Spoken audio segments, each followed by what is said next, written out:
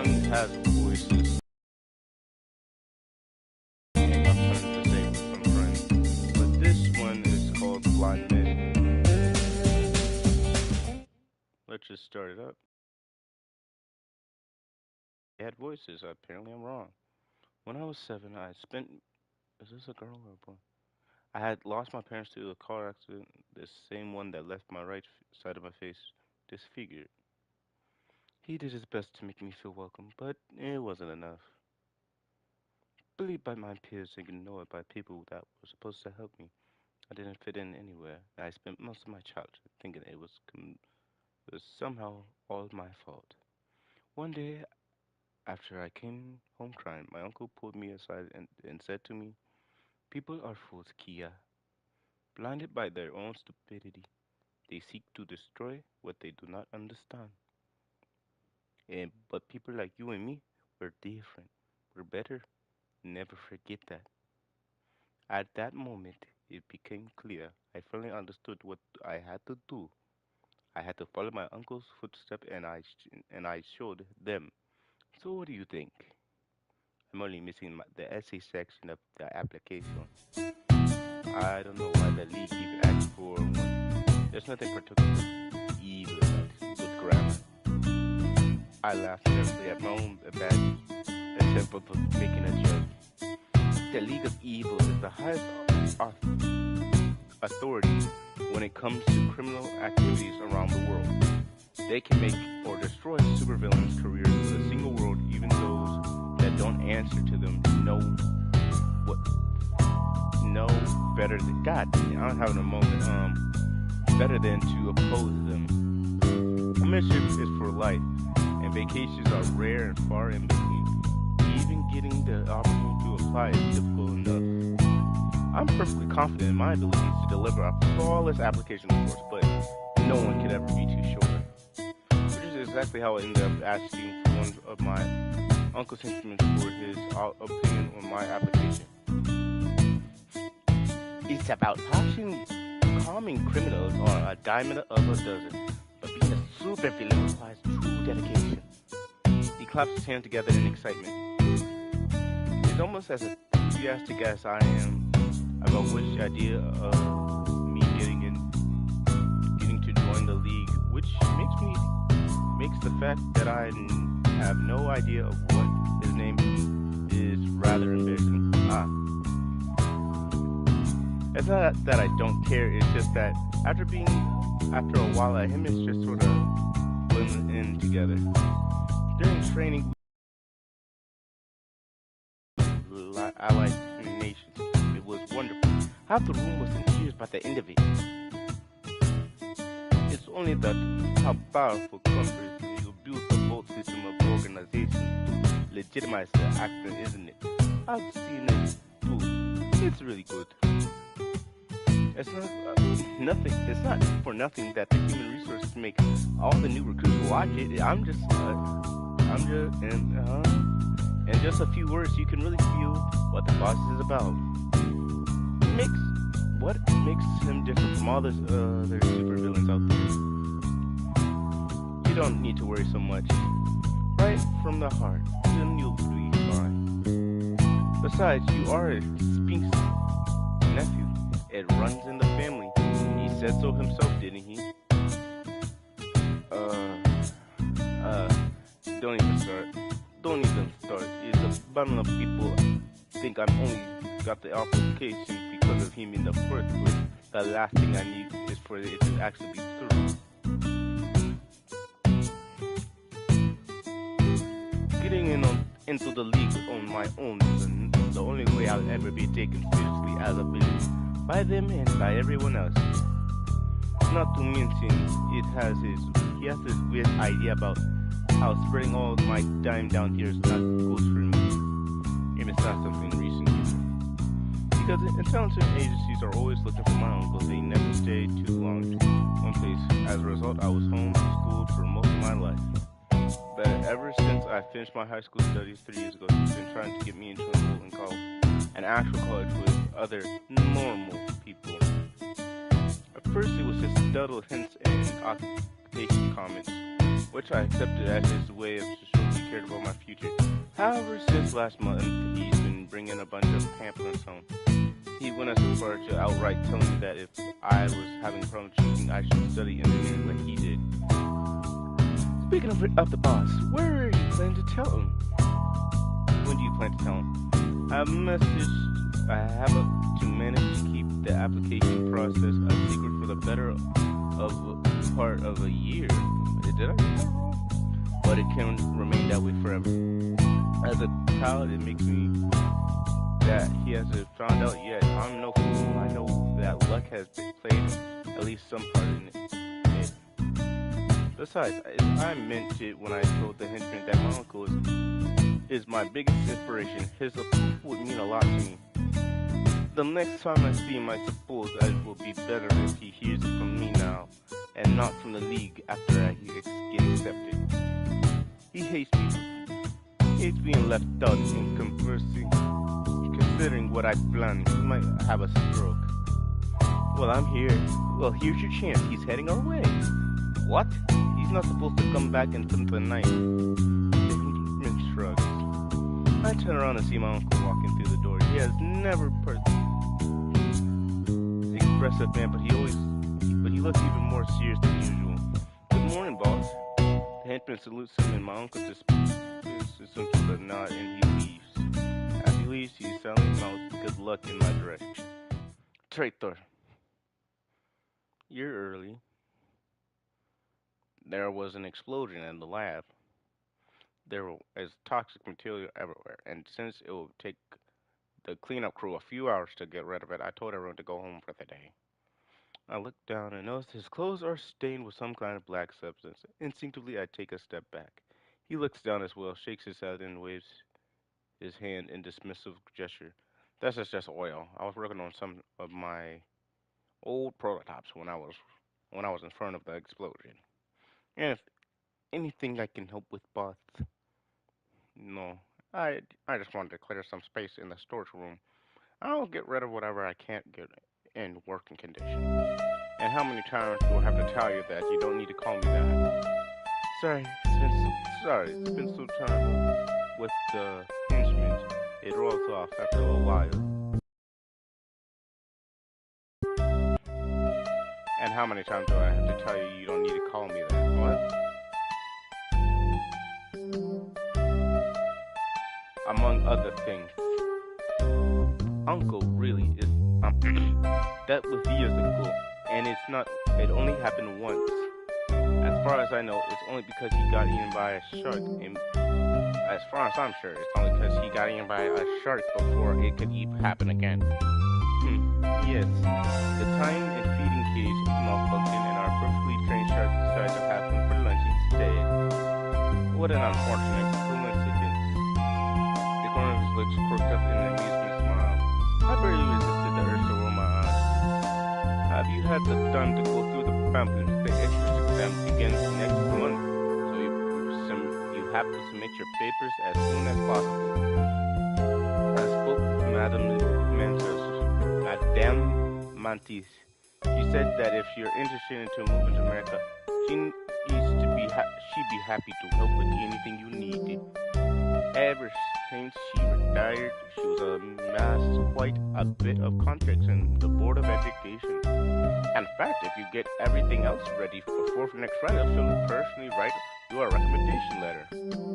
I met her a couple of times. She was a proper villain. The kind of woman that never does things out of the kindness of her heart.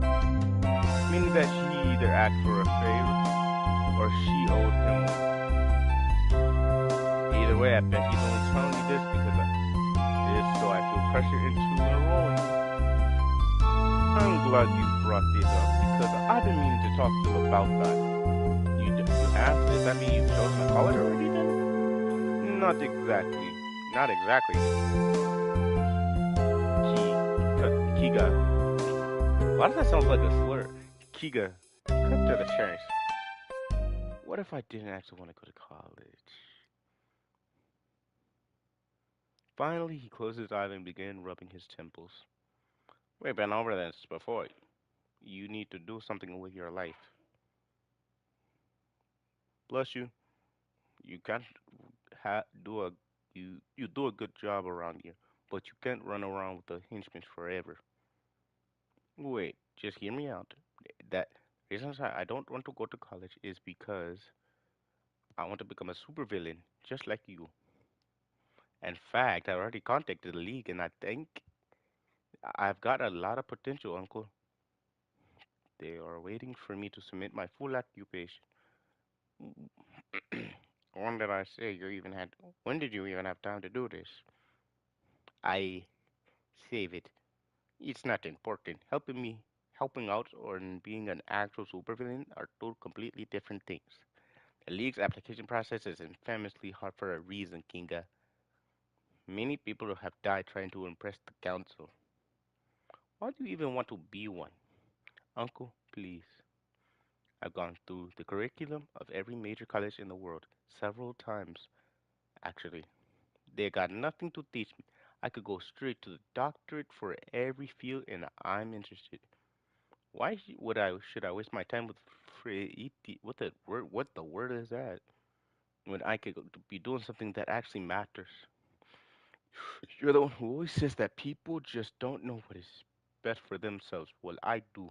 Besides, I've already been helping you out, practicing my whole life. I'm not making an uninformed decision. I know exactly what I'm getting myself into. Are you sure about this? Are you sure? I've never been more sure about anything. Have you decided on how you're gonna call yourself? Do you have a base of operations? What about a plan? How are you gonna pay for everything? Do you remember the weapons dealer that sold you the parts you were missing for the death ray? Turns out he also handed mercenaries contracts, and he comes highly recommended in that regard. He said that he would lend me one of his bases and some people if I went over a couple of blueprints his scientists are working on. I know it's not ideal, but it would be for a day or two after I am successful into League. I'll have enough resources to get my own. I cross his arms, and there's another moment of silence. If you are serious about this, I won't be the one to stop you, but you're going to do this properly. Call the weapons dealer, tell him that you won't be needing his services anymore. You'll use my layer and my men. I will draft a contract if anyone asks. You rented them. Thank you, Uncle. I promise I won't disappoint you. Of course you won't. Now come, tell me more about your plan. A month later. Location, National Museum, Board of Germany. It is a German accent, okay. Yeah, that's my German accent. Don't even. I pretend to eagerly to adjust a strand of hair behind my ear, pressing the button in my earpiece that increase the volume. Boss, boss, boss, I'm in the control room. I've taken care of the security recorders. The police won't find anything of use in any of them. The men are all in their posts, ready for you to go. They'll be watching. I'll stay here for a little longer to keep an eye on things. Please let me know if you understood. I nod. All right, see you in the auditorium, boss. As an aspiring super, practicing one's hoping to join the league, there's two things that to be taken into account when it comes to carrying out plans: visibility and chance of success. Just like that, there's no point of doing something so uninspiring that it makes it to the local news. There's no point in getting arrested on national TV. Finding the balance is key. That's exactly why I've chosen Bond's National Museum of Science as my target. It's a beautiful place, just like its research center hosts that important scientists. It votes its home to a lot of rare and expensive equipment. Despite that, under normal circumstances, there wouldn't be anything particularly worth dealing here. But starting the day, the museum will be hosting a collection of rare material, its main piece being a famous Ingrang diamond. Besides being one of the largest cut precious stones known to man, its purity and chemical composition makes it one of the most versatile conductors in the world.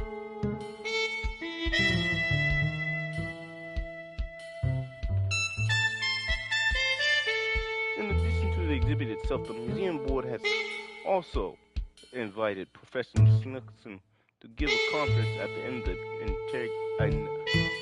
inauguration party. Snooks is a geologist. That was embarrassing. Geologist, geologist, and political activist, and great respect in both fields. I'm sorry, I'm not. I have not drunk anything. Hold on.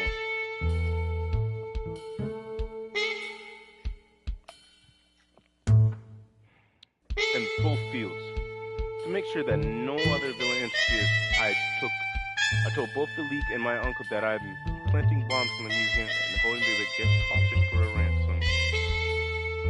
Very few people are willing to risk getting blown up by a first timer after all. But actually, my real plan is.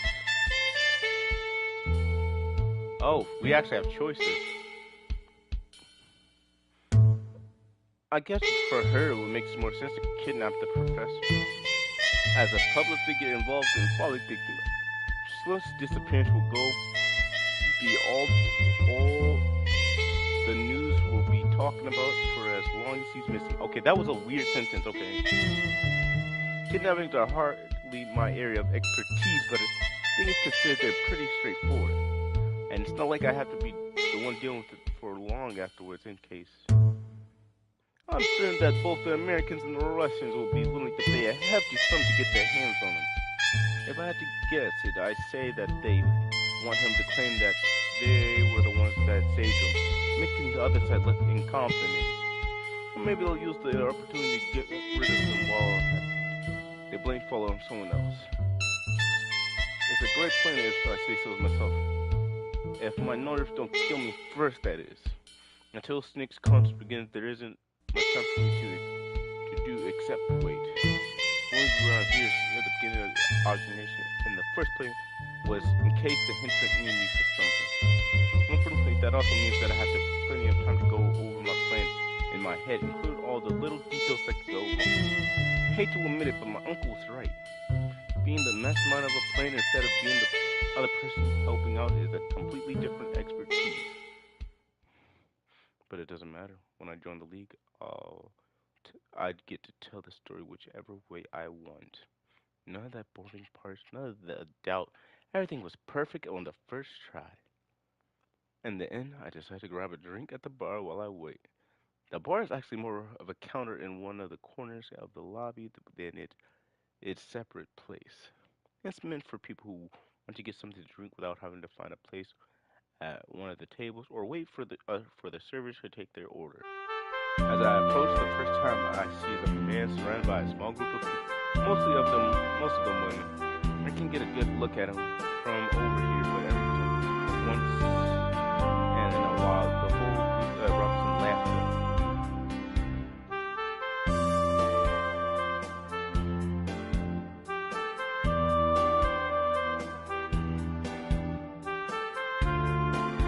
After the third or so time it happens, the bartender walks from behind the counter and says something to them. You draw ask them to either lower the volume or leave, so the group begins to disperse right afterwards. Now by himself, the man takes a seat next to another blonde man. He leans in the chair, begins swinging it back and forth.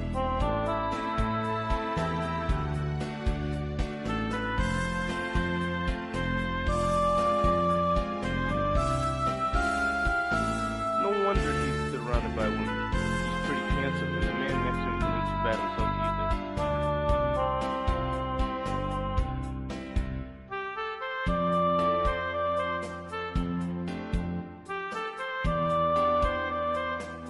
Definitely a much better view than what I had at the lobby. A moment passes, and the man in the taxi says something. They exchange a few words, but the expression of the blonde man is his own friendly that they don't really go beyond that. It looks if looks could kill, I can feel him staring at me till I give up and look back. He makes a gesture at the bartender to whirl another round of whatever he's having. Now with an additional glass in hand, he approaches, stopping right next to me and leaning against the counter. Having fun? I guess he's American. What? Why's the boss music going on? From his body language and his accent, I say he's a. Okay, yeah, I figured. I wave a hand in dismissive manner. Not really. Watching the governor try to explain the merits of neurology has been the headlight of my evening so far. These these things are usually more lively. Well, as lively as events of these sort can get. Last time there was a professor from Columbia. What's his name? Anyway, he's convinced that. I'm not trying to say that name. Methra is faulty, so he always ends up causing a ruckus whenever they meet. But this time, the committee makes sure that the guest list is as inoffensive as possible. You didn't hear that from me, of course. Of course. Drink? He raises the glass towards me. I saw him order it, but it doesn't seem like the bartender reported. So of course I'm not going to accept it. I shake my head and pick my own glass, almost empty by now, from the counter. No, thank you. I already had one. He shrugs and takes a sip. It's quite good, isn't it? German alcohol is one of the two reasons I'm glad that the Soviets only got to keep half of the country, and the other is Germans. By now, it's clear that he's flirting with me. Whether he's actually doing a good job is a different point altogether. He is failing miserably. I decide to. He's obviously a spy. I'm not. A spy is in the base. Try to get rid of. It's not gonna work. Might as well flirt back. But two can play that same game. Let's see. This is gonna end up very wrong, isn't it? Let's see him put his money where his mouth is. Of course, one of those things is much more fun than the other. He laughs. He puts down one of the glasses and offers me his free hand. I take it and give him a grin in return. The handshake lasts a couple of seconds, more than strictly necessary, and instead of simply letting go at the end, he slides his fingers across my palm. I curl my fingers slightly so that they interlock briefly at the end. That does it. He begins ogling me in what possibly the least subtle manner known to man. Also, yeah, they're a girl, it seems. Johns. A pleasure to meet you. Pleasure is all mine. Don't take this the wrong way, but you look kind of young for academic. I'm still undergrad. I'm hoping for a chance to discuss my thesis with Snitzel before I submit it. Asking Snitzel for his opinion about undergrad thesis, that's quite a high bar. You can set there for yourself. Trust me, you don't even know the half of it. So what is it about? In simple terms, I'm researching ways to improve the accuracy of a tool that uses located and harvest plutonium deposits. It will make extracting quicker, cheaper. Cheaper and more environmentally friendly and environmentally friendly. It's hard to do the accent. Right now it's all theory, but I'm pretty sure with my calculations it will lead it to be an applicable, yeah. That's quite impressive. All the better for me. I like him smart. With a grin, he puts his hand on my shoulders and leans closer to me until his face is practically touching mine. His breath feels hot against my ear and mixed with a faint of echo coming from him. Sends a shiver down my spine. Maybe we could discuss some of your eyes in private. I'm tempted, so very tempted. But if I miss Schnitzel, then my thesis supervisor will have my head. I take a step back. He lets go of my arm. What a shame. But I understand. Next time, then? He picks up the glass, chugs it down the rest of the drink, and winks at me before turning around and walking away. As soon as he out of my line of sight, I let out a sigh. What gall! If it had to be anyone else, this could have ended ugly for him. Well, it doesn't matter. I'm not planning to see him again anytime soon. There's a buzzing sound from one of my nearby speakers, and I turn my attention to it. First call. Please proceed to take your seats. The conference meeting will begin in 15 minutes. When the announcement is done, I head towards the auditorium. Other than the first two rows which have been reserved for the politicians and the press, the seats aren't numbered. Terribly inconvenient for the people that wants to that for people who that would rather they secure a good place rather than having to enter early or wait too long in the line for it. I'm not gonna lie, I've been very stupid lately. Whew, it's perfect for someone like me that would rather not have a name attached to their ticket. One of the ushers takes my ticket. I recognize him as one of my uncle's men, just like the henchman said. He directs me towards a free spot at the corner of one of the middle rows. Perfect. Nothing would ruin a dramatic entrance like having to ask people to stand up so I could take give so so I can get to the stage. Once I'm at the seat, it quickly becomes obvious why no one has taken it yet. Sitting next to me is the blond man from the hall, reading the program with an expression on his face that has as unfriendly as the one he had back then. Excuse me, is this seat D? He looks at me, shakes his head, and goes back to reading without a single word. Under any other sim, I wouldn't care, but come on, he talked to the other man at the bar, and I don't even get more than a side glance. Is it probably possible for him just to be a regular guy who drives a student? Poor Jeremy. He didn't even attempt to answer in English either. I just have in my gut feeling I tried to learn Charlie Puth from all of my I've heard that Russians have a lot of trouble getting traveling to Brooklyn nowadays, even those who have never been to Soviet Union. I can't even imagine how hard it is for actual Soviets to get out of their country. That gets his attention enough. No, this music is drawing me out from He looks like he's assessing me and trying to intimidate me at the same time. If I'm completely honest with myself, why am I interested in talking with him? Yeah, that's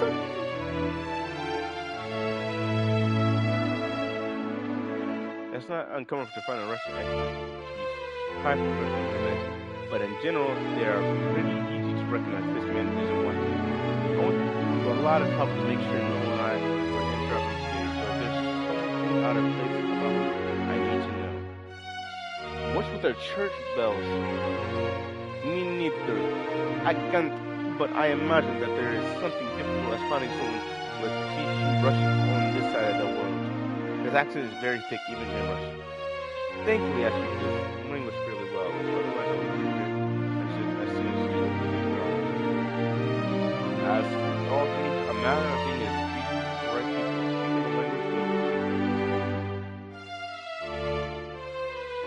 Speaking the language won't get you arrested. That depends on how you use it. And how do you use it? Who are you? No one of consequences, as long as it don't get in my way. Appreciate your look of suspicion. He goes back to reading now without hesitation. Seems like I'll have to keep an eye on him. Third call. Please remain silent for the duration of the conference. We'd like to remind you that the photographer is restricted to authorized prayers. Prayers. Prayers.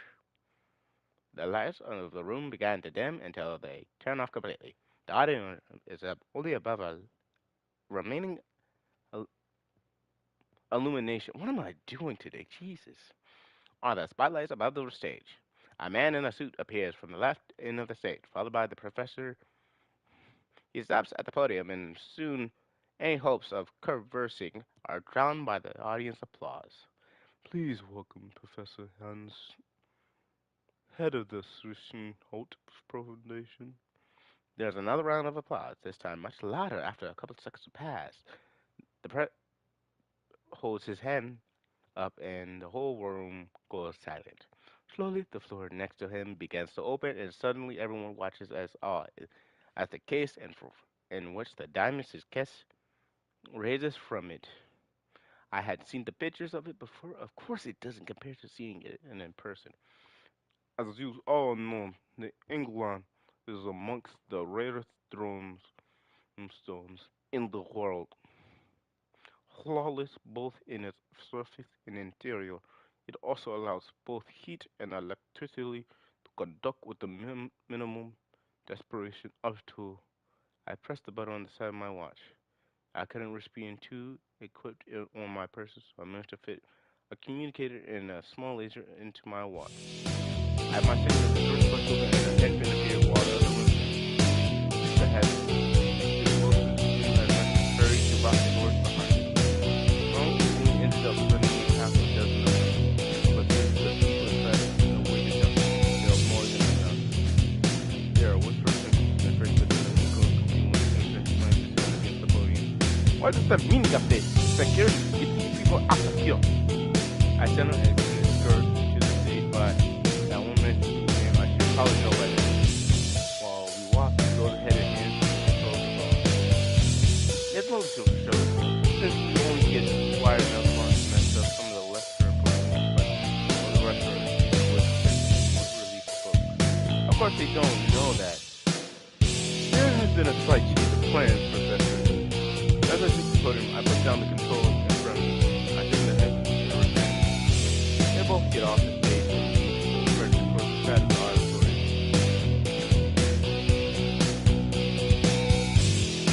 Damas y caballeros, por favor permanezcan sentados. Si cooperan y hacen exactamente lo que se les diga, nadie saldrá herido. Cuando piensen en este momento en algunos años, se darán cuenta que fue el día más...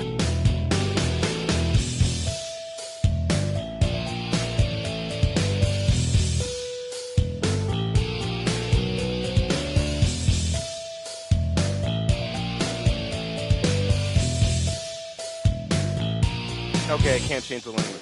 When you look back on this movie a few years, you'll realize that this was the most important. Todo lo que hayan hecho palidecerá en comparación a este confused if it's a girl or a boy. Y eso es porque hoy se volverán parte de la historia.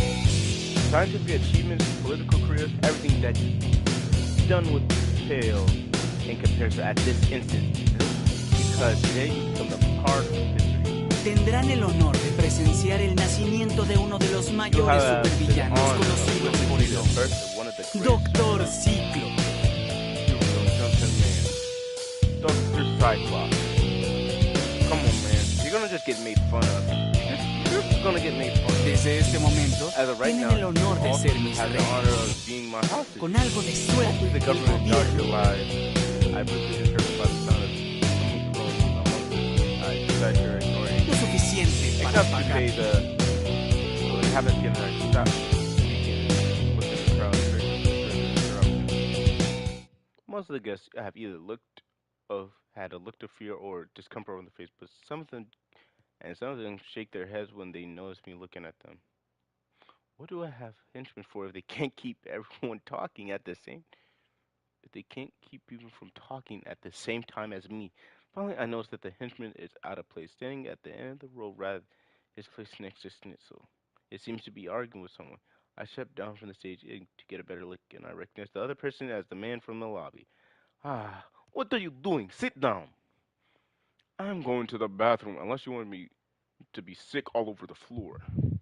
He stands up and gives a few steps forward. Actually, it's more of an awkward stumble. He looks really drunk. Hey, I said you're not going anywhere. The henchman grabs his arm to stop him. Suddenly, the man turns around and punches him square on the nose, knocking him out cold in the process. Oh! Guy was bleeding me job. Stepping around the henchman unconscious, he puts his hand inside of his jacket and takes out a gun. Ah! I'm amused at the idea of getting shot by an overly eager drunk, but he managed to point it right at me just fine. Agent Hunter Global, you're under arrest. Shit. People began to turn and look at him, whispering at each other, until the crowd's attention divided between the two of us. Meanwhile, none of the henchmen moved, unsure of what to do.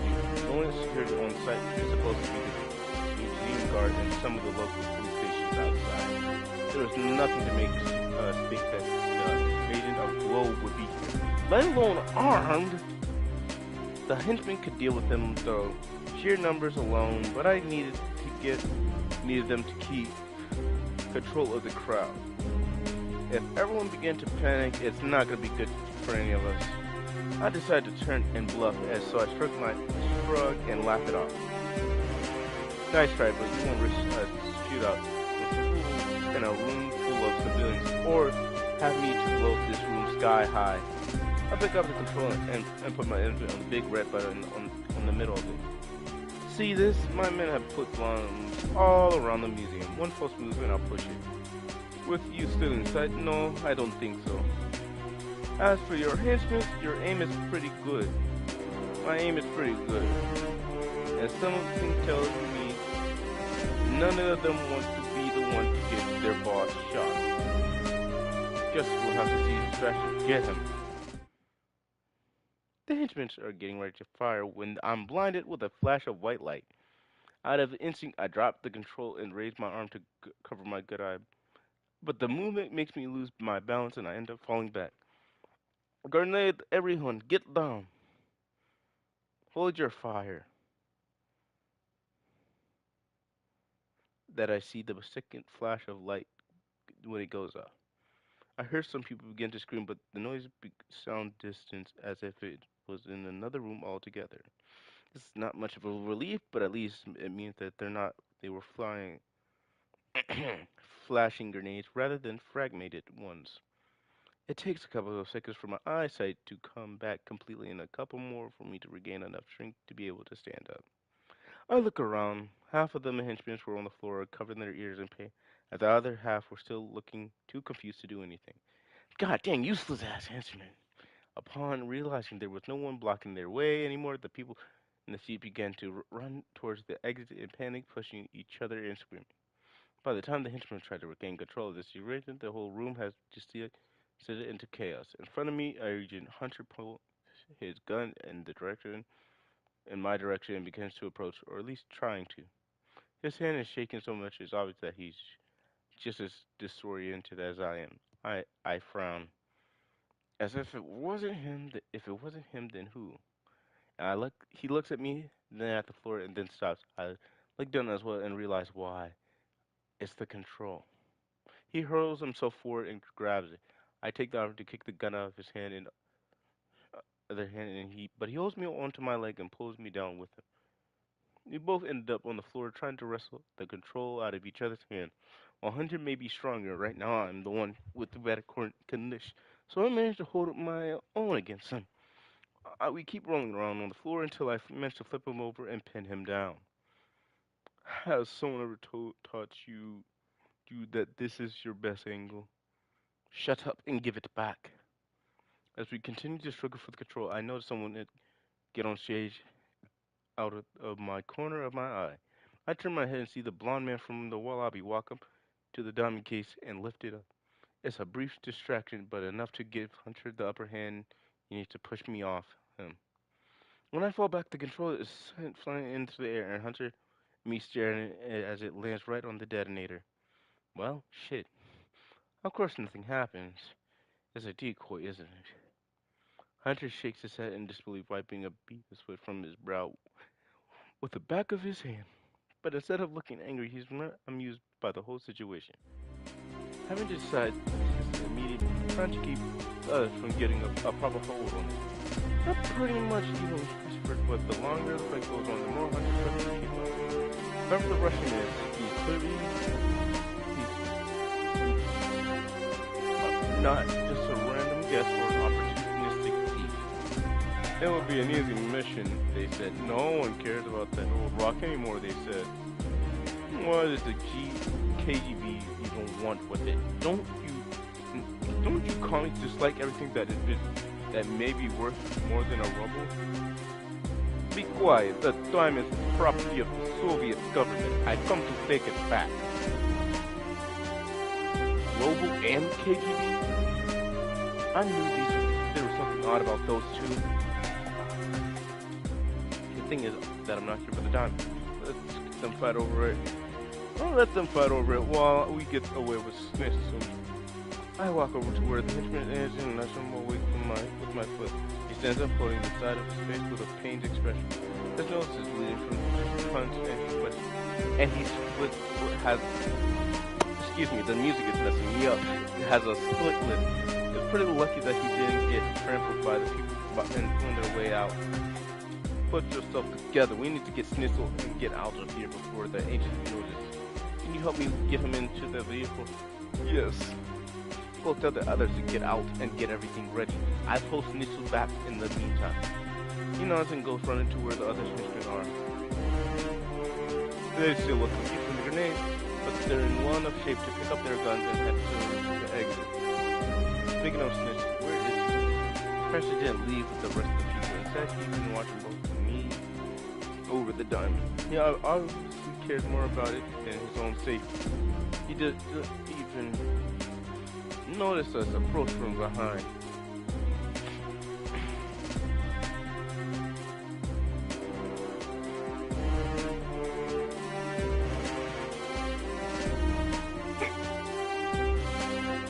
Tesla, if you'd be so kind to come with me. Nestor turns around, alarmed. I'm about to grab him when a loud noise comes right from the ledge. I feel the floor move. I lost my step. The room quickly became filled with smoke and dust. I covered my mouth and nose with my sleeve. What the hell? That sounds like a bomb, but how? Never mind. I'll figure it out later. Right now, Snitzel is more important. Just think about the second and soon comes just more than a couple of years away. I was just enough village to see two blurred figures each running towards the exit with different routes. One of them must be Snitzel. The other people left the place being the henchmen with Professor and both who I'm pretty sure are still on the stage. Damn, it's too dark. You can't see their faces. Boss, where are you? Over here. Between the two of us, it should be enough. It should be enough to decapitate Snitzel and carry him outside. Once there, the others will take care of the rest. I start to run towards.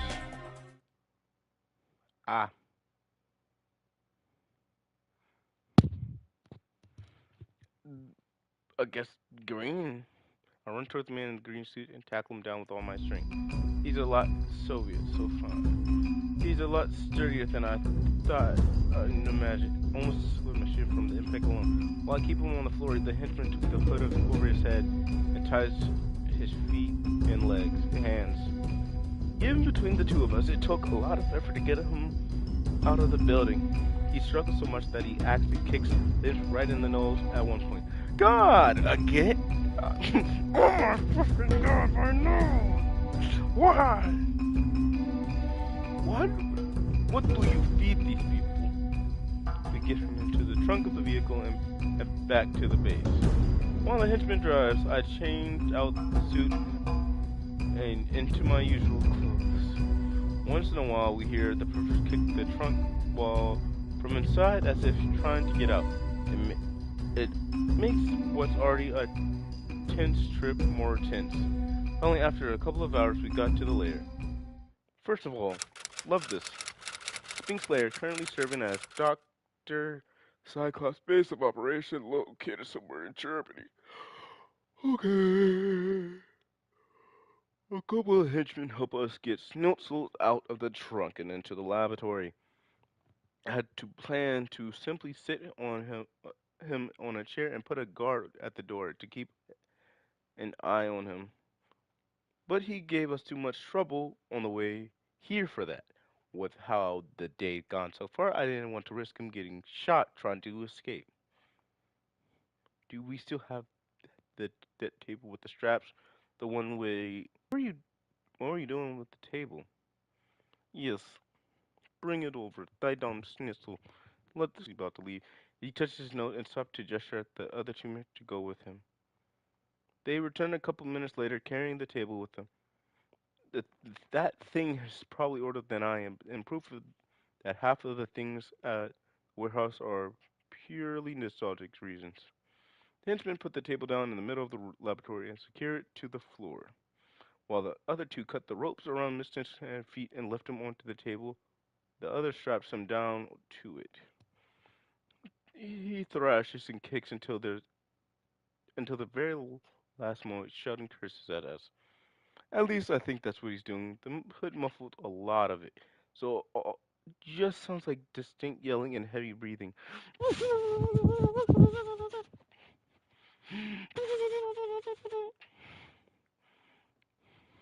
Despite all the setbacks, despite all the setbacks, we did it. Congratulations, everyone. The infant nodding can be a half-hearted smiles that make them look more relieved than happy. They probably thought I was going to blame them for what happened at the museum, which, to be honest, if I would have had done it, I would have done it if we had came back empty-handed. It still needs to be figured out how we missed two agents. Someone in intelligence is going to have to answer that. But that's a matter for another time. Now, I get closer to Tebow, leaning over so that I'm right in front of the processor. And at my signal, Hitchman sends Clip to the closet to grab the hood covering his head and takes it off. You have given us a lot of trouble, Professor Schnitzel.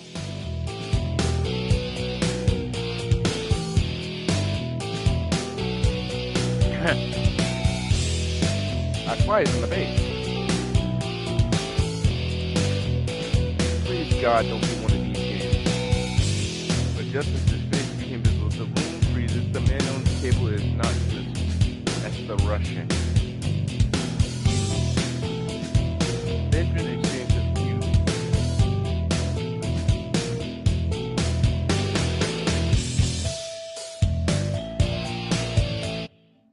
Hold on 1 second. Okay, 13.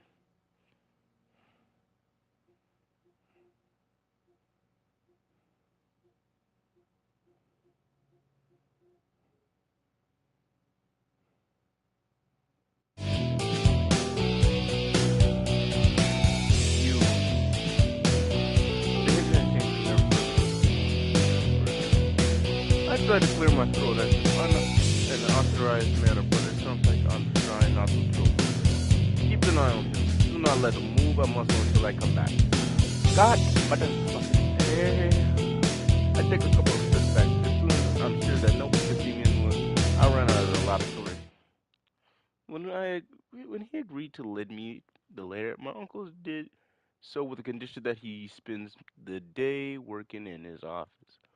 Close enough to keep an eye on me, but out of sight not to be fascinated. I don't know that word about it. At the time, I wasn't too happy about it, but now I can be more glad he wasn't so instant. When I get there, I don't even bother knocking, knowing the door will be unlocked. I simply storm inside. Uncle, but I find Madame Manta sitting beside his desk. As soon as she sees me, she stands up, walking over it till she's close enough to put her hand on my chest. Oh no. My first instinct is to try to compose myself and pretend there's nothing wrong, so I force myself to smile. Madame Mantis, to what do I owe the pleasure? Oh my god. Excuse me. I heard that you wanted to apply to League, and I come to make sure that Spinks wasn't giving you too much trouble. I know he can't be difficult. When he said that you give me a letter for college, I thought you might thought maybe you also I am, but only because it's always good to have more options. Your uncle and I hardly agreed on this. Anyways, he saw what happened at the museum and the news decided to do some investigation on his own. He asked me to stay here just in case. He should be back in a couple of hours. Hours? I mean hours. Hours? This just keeps getting worse. Your uncle is very worried about you. You're lucky he's already bald. Mantis passed me on the shoulder before moving her arm away. She circles me a couple of times before walking all the way to the door and locking it. Oh, it is going to be one of these games. Oh, that's great. Now, why are you really here for? Huh? I just wanted to let him know that I was back already. That's why I'm sick. You can't hide things from me, dear. Very few people can. You came running in. You look like you just saw a ghost. If you let me help, we can figure something out before he gets back. I got a deep breath while considering my options. The last thing I want to do is more people know what happened. And that's it. When nothing else, people I messed up. Besides, she's puts the laundry really well with my uncle. Just to check this everything needs to help me out. She's right. If I fix this for someone else, I can pretend it never happened. And he doesn't have to find out at all. Things at the museum didn't go exactly to plan. Deep get short, I decided to take back a hostage, but I wanted to bring back one of the speakers Professor Smith. But the place was too dark. Also, after one, was that a dog bark? After one ending, we were gonna just wrap it up. But the place was too dark and confusing, and ended up catching a Soviet agent that was there instead of him. Now he's down at the lab, and I don't know what to do. I'm not gonna tell you how bad we did because I have a feeling you are perfectly aware. God damn! First of all, take a deep breath, dear. You kind of appear more nervous than when I'm talking to a hostage. Does he look like he... Does it look like he could have some kind of supporting information? I guess, look, at the very least he should know why this movie is what I said, diamond. He said that because it actually belongs to him. I'm not sure though. It could have came to it at any other time. You think that I could have asked the KGB for a ransom or hand him over to the League? No, I thought he was turning up his paper. And he won't be as much to the League if he accepts all the know. The Soviet agent operates on what basically need to know basis. In case the prosecutor starts happening, is the always assume they have been. Right, not exactly. I know a couple of people that Soviet territory from time to time. I'm turned on the music totally.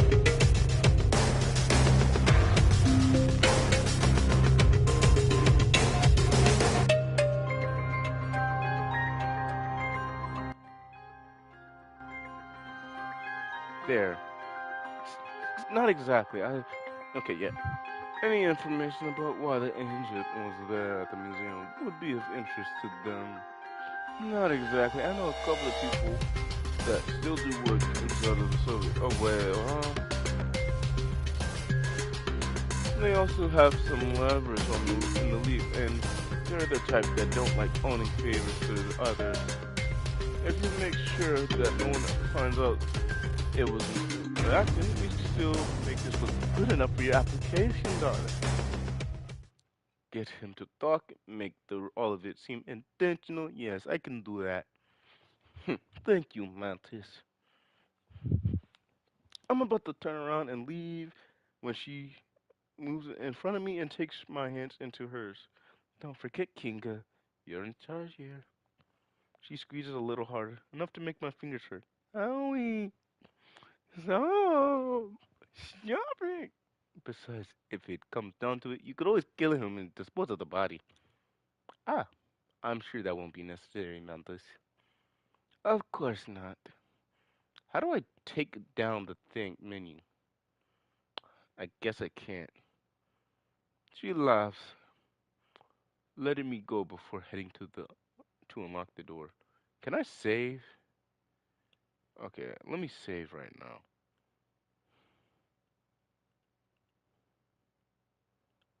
Oh dear God. I probably should have been saving at the. Oh, that's gonna suck later. But yeah, I'm not sure if I go as far to say I feel confident, but now I realize that I deal with far more intimidating people on a daily basis, and I do it pretty well. If I don't let them throw me around, some of the Soviet agents isn't gonna go to be the one to ruin my plans. First things that I noticed when I entered the laboratory is that all the henchmen are gone, except for one that helped me bring the Russian here in the first place. In their place, there are a couple armed guards on each side of the table. They changed it the opposite, easing the tension in the room, and both guards looked as they acknowledged me with a nod. I waved my hand, and they both stepped aside for me to make room. I cleared my throat as to get the attention agent. He raised his head and looked to me and to send a shiver down my spine. It looked like he's considering all the ways he could kill me. This exactly explains why the henchman left and brought in the guards. I remember what Mantis said to me: as long as I shoot in my back, I returned the stare. I soon became a staring contest. You almost wanted to be the first one to look away. Finally, it's me that gets unnerved, and I coughed to dismiss late. I suppose it isn't hard for you to get out of your country after all, being an agent and everything. But since you're here already, let's see what use you are. You can find for you, shall you? Here's the deal. I need information. You'll have it. If you answer my questions, I promise to let you go. I won't talk. Don't be stubborn. I'll have it one way or another. But if you keep saying that how difficult this is, you do get to say how difficult this will be for you.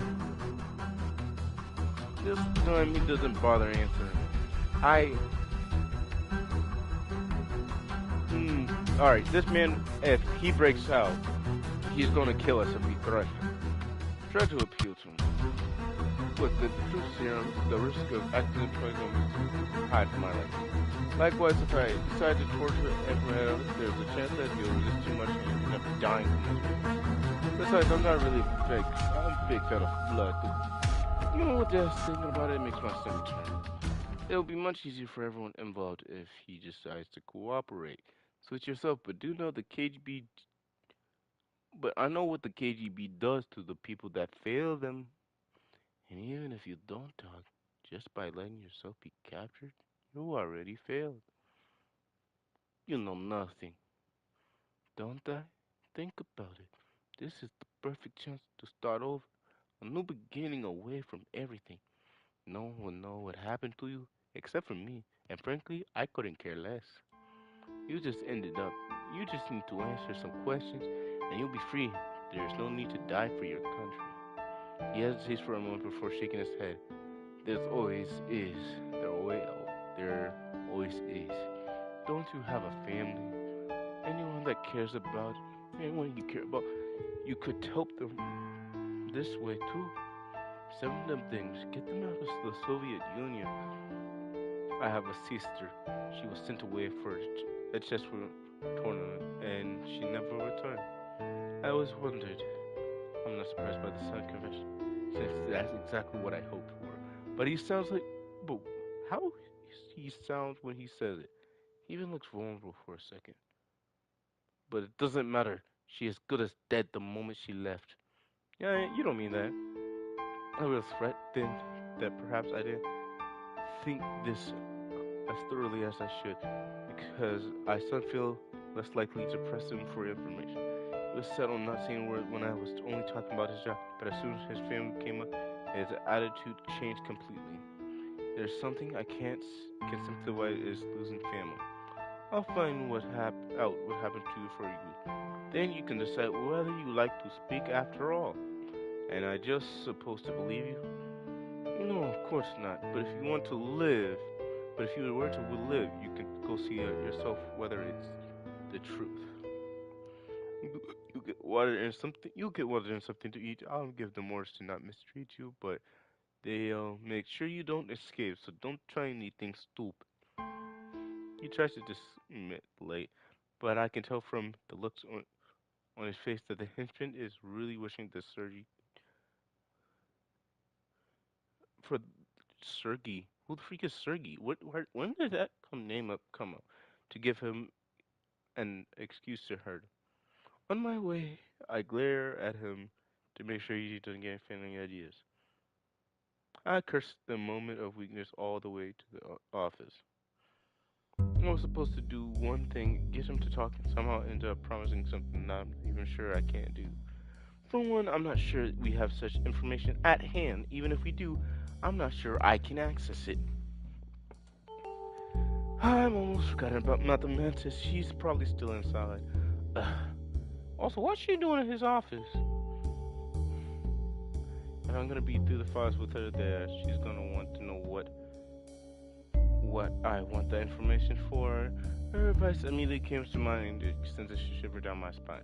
While I try to think of a way to get her out of the office, and somewhere else, I see one of the henchmen passing by. It's just some random guy from the maintenance, which makes him the perfect for what I'm have in mind. Hey, you! He looks around and points at himself as if to make sure I'm talking to him and not someone else. I just at him to come closer. Yes, you. Are you busy? He shakes his head. Do me a favor. Head to the lower level. Call Madam Mantis. I don't care what you call her for. Just make sure she's busy for as long as possible. Luckily for me, most of the base personnel doesn't deal directly with her very often. So as far as they are concerned, we're about to equally intimidating. Give me a second.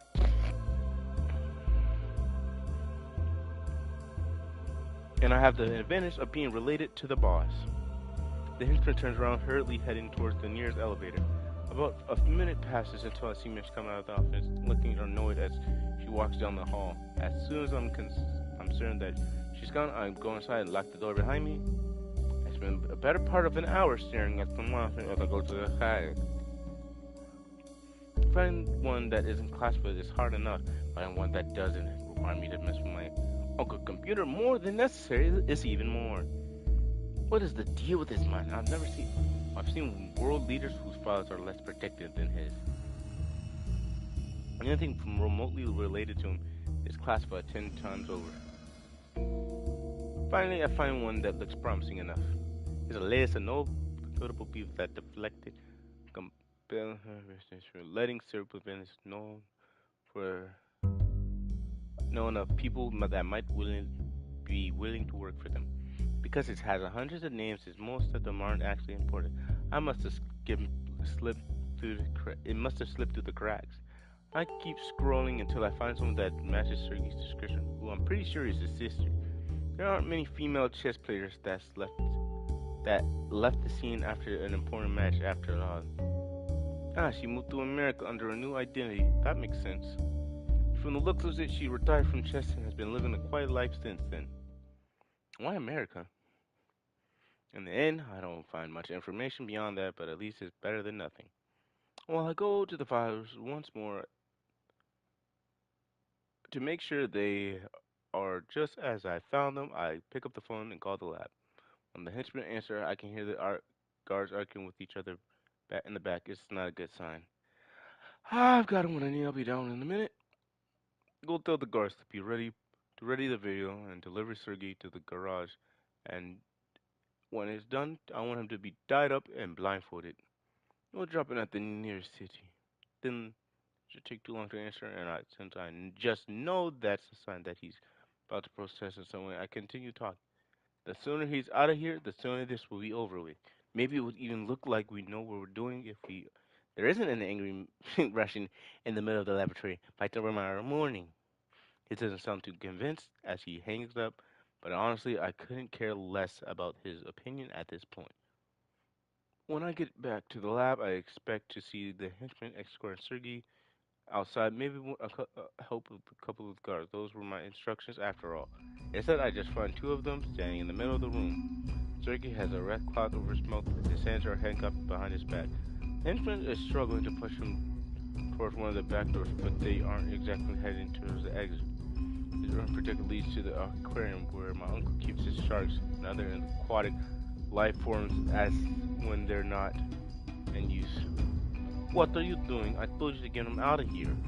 He turns around and for a moment he has a look of annoyance on his face, but it quickly changes to something apologetic as he realizes who he's talking to. Boss, I don't get what you thought. I don't mean to. I don't care what you thought. Do I have to do everything myself? Move aside. I'm escorting him on my own. He doesn't move, so I end up pushing him out of the way and grab the back of Sergey's coat. Given how much taller he is, I have to stretch my arm upwards to get a proper grip. If I wasn't so angry, I would feel rather ridiculous. But instead of staying out of the way, the henchman moves ahead of us and pushes the button that locks the door. What do you think you're doing? Something I tried very hard to avoid. You just couldn't kill him, could you? You had to go and make everything more difficult. Now I have to kill you both. Put your hands on your head and stand next to Sergey. I stand still for a moment, trying to make sense of the situation. But before I can say or do anything, I see him put a hand inside his shirt and take out a gun. Oh my, come on, man, I like you. He's pointing it at us, his finger resting on the trigger. I let Sergey go and take a step back. Suddenly he breaks his handcuffs and his mouth and hands free. He rips out the gun, hesitates and sees the second all Sergey needs to grab him was pulling him away from the door while he gets him to drop the gun. What? Open the door. I get to the keypad and lock the door. I said, activate the alarm. Either the only thing I can get when I try is an error message. He overwrote my codes. Sergey isn't any more successful, and the henchman elbows him so hard that he knocks him back, and he has to take a moment to catch his breath. Since I can't do anything about the door, I begin going through the drawers, just trying to find something useful. All I managed to find is a small handgun, so it will have to. God, that scared me.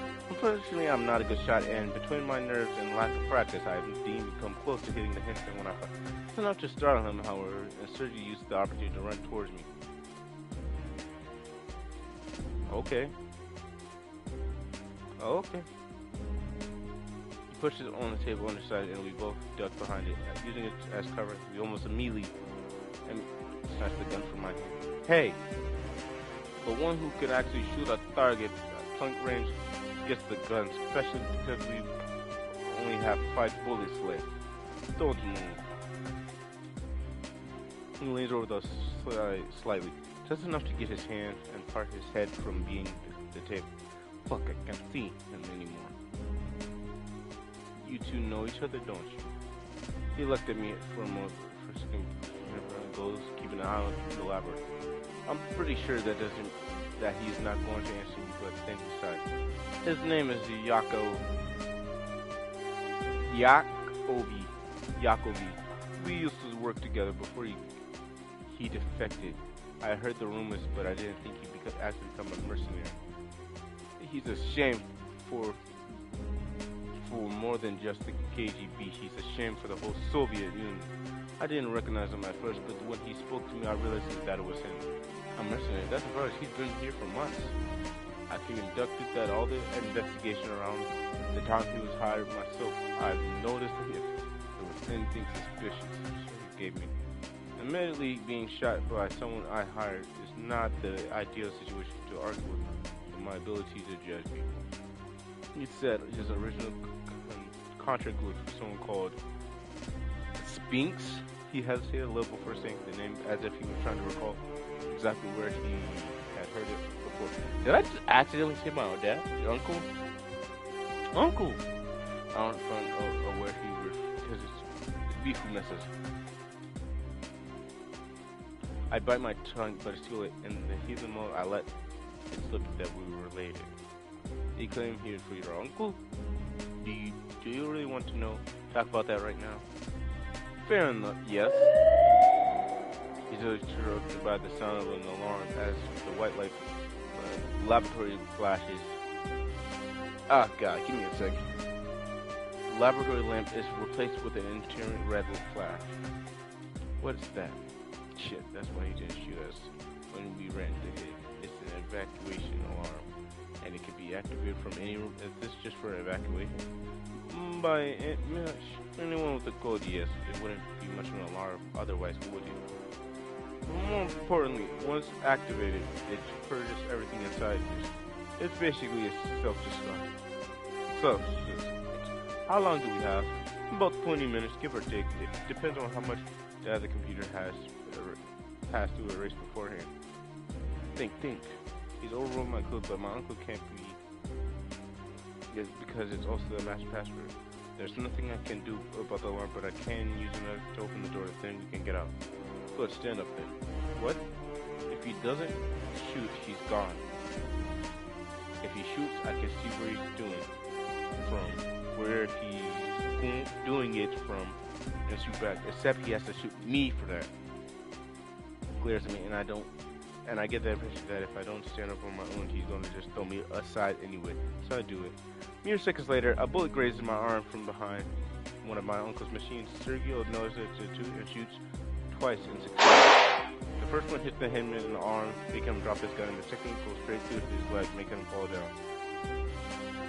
Runs towards him, kicks the gun as far as he could, and uses his free hand to forcefully drag the Hinman from behind the machine.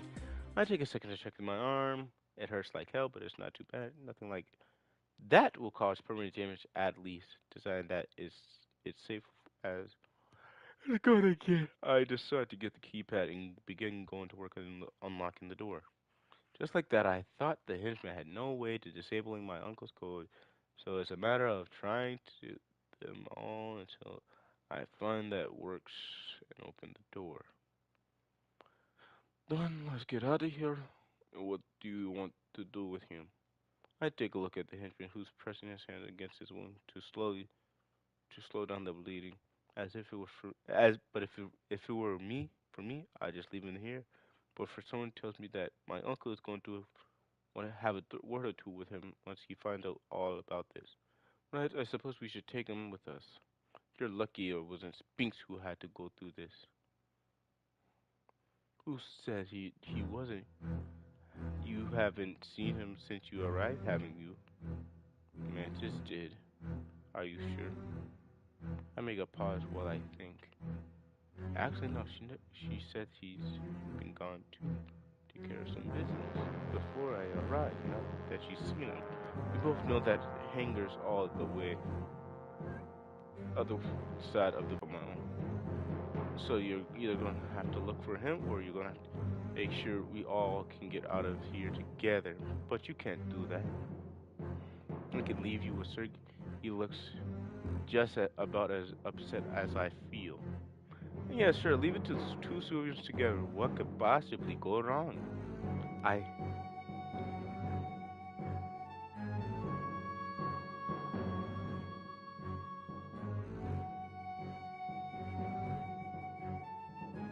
I'm checking on my uncle first. Damn.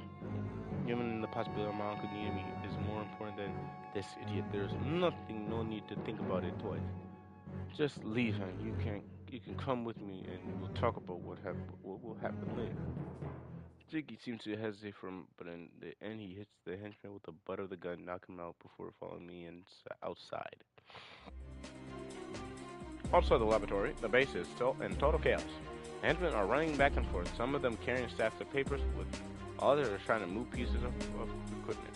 They ignore me as I try to get their attention, but until I physically stop one of the technicians by putting my hand on his chest. When and where was the last time you saw my uncle?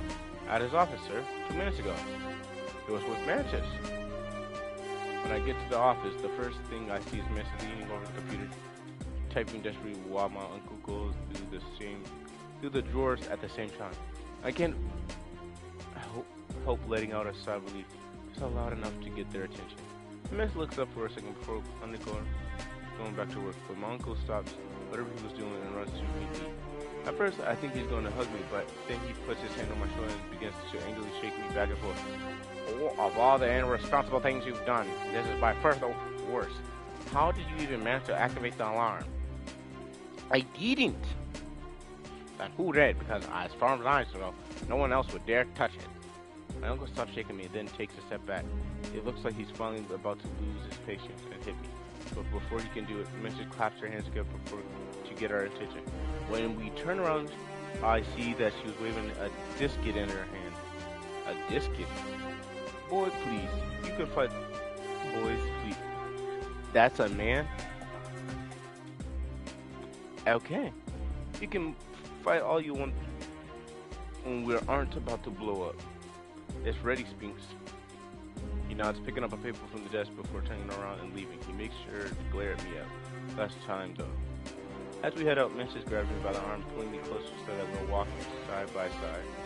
It takes a conscience to be able to keep me up with her since she's solid, but the position at least means that she can lean down and whisper in my ear.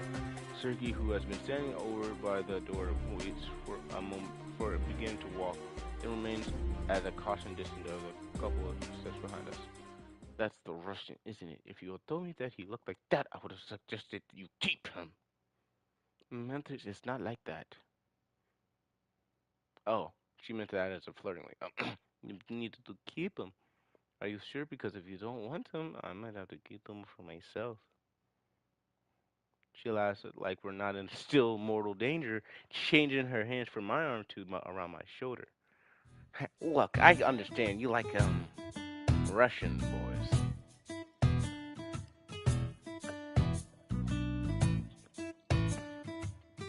It takes us a month to get everything back to normal, and I'm not entirely sure we were succeeded.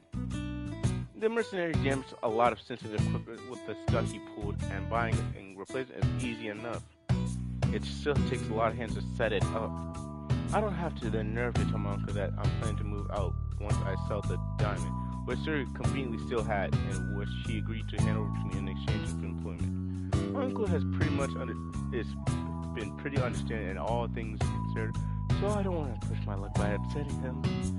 I finished filling the box with the pears needing to be thrown away, and I pick it up. Whew! Sergei was supposed to be here mere hours ago. Sergei, come here. We have to finish moving these. There's no answer. I don't keep an eye on him constantly. Based on the fact that he's more confident than half the Hydron put together.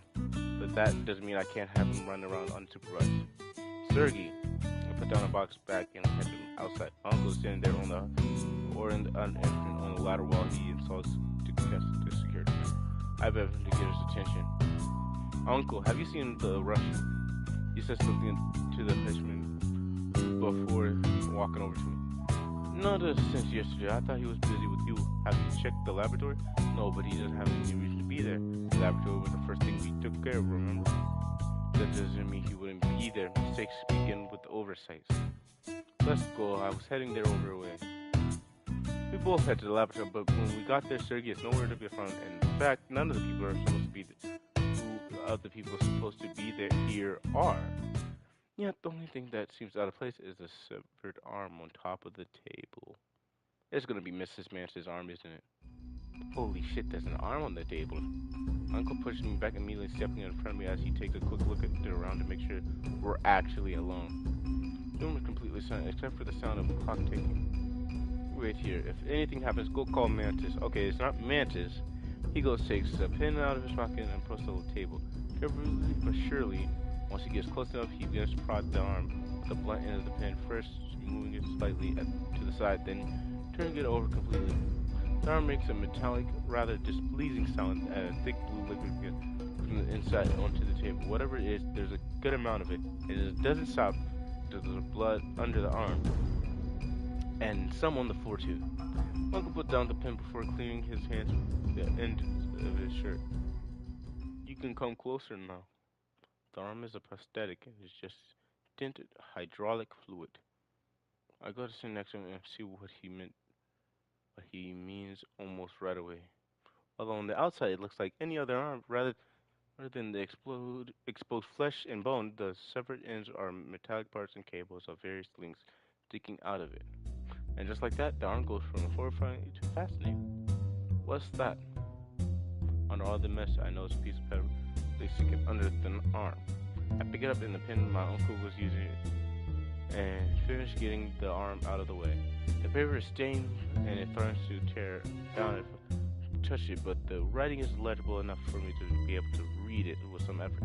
When I begin, I feel my knees go weak from the shock. I briefly considered getting rid of it, but since I drew my uncle's attention to its presence, it's already too late. The here is enough from Sergei. Apologies for leaving so abruptly. Blah blah blah. I am not returning to the Soviet Union. Blah blah blah. Rest assured, I won't say anything. Blah blah blah. That son of a bitch left. This is his arm.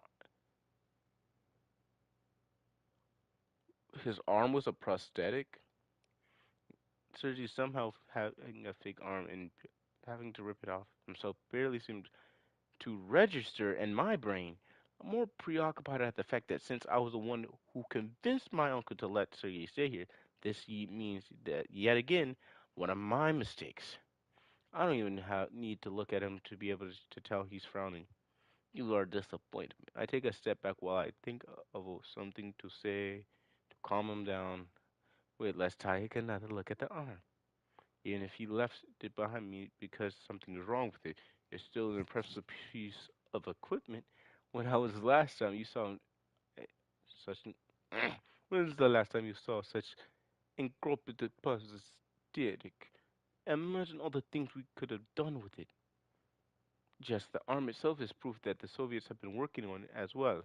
That seems to do it. My uncle raises an eyebrow as he considers that what I just said and still looks rather upset, now a little more intrigued. Go get something to clean this up while I prepare the laboratory. He doesn't need to tell me twice. As soon as he finished speaking, I turn around and leave. It's a shame that the thing that was tricky didn't work out as intended, but I can't help but be a little impressed that by a man who just willing to rip his own arm and leave it behind. Who knows? Maybe we'll meet again sometime. The end. Question mark? That's it?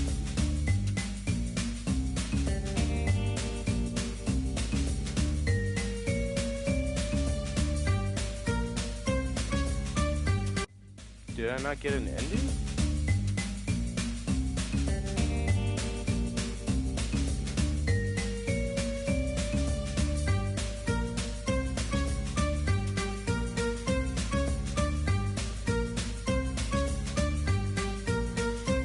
I guess I didn't get an ending.